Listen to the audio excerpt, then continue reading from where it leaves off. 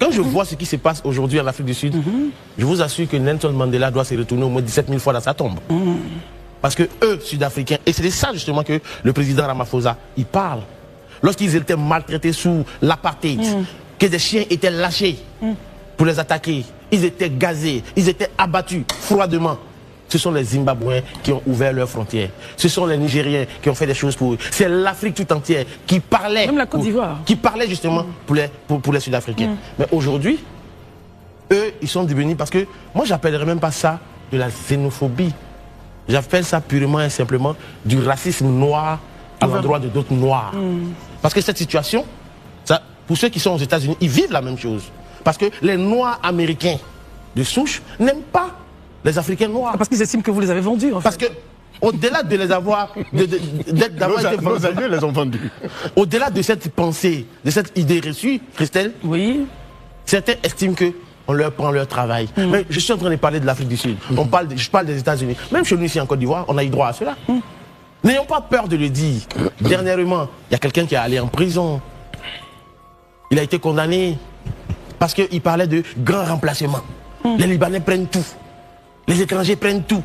Comme si l'État avait empêché quelqu'un d'aller travailler. Comme si l'État avait dit à un Ivoirien qu'il ne pouvait pas exercer dans X ou Y secteur d'activité.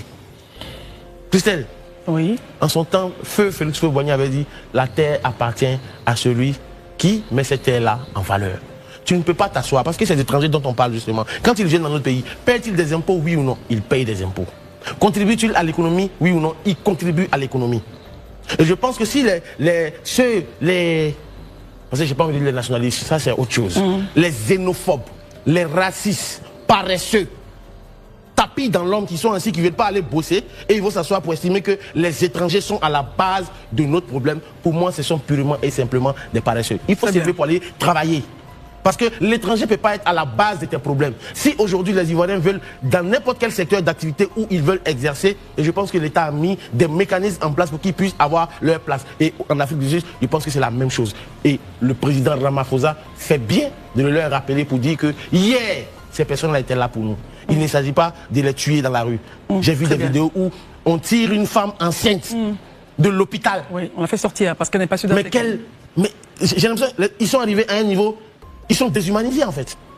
Ils sont déshumanisés. Et je trouve ça vraiment désolant. Et je souhaite qu'en Afrique, il faut qu'on arrête cela. J'ai terminé par cette petite phrase. Christelle, on parle des États-Unis d'Afrique. Mais aujourd'hui, pour un Africain, il est plus facile pour un Africain d'aller en France. Il est plus facile pour un Africain d'aller aux États-Unis que pour le même Africain de faire le tour simplement de l'Afrique. Regardez comment les barrières, comment on a mis des barrières entre nous. À cause de notre xénophobie, à cause de notre haine de l'autre. Très bien. C'est dangereux.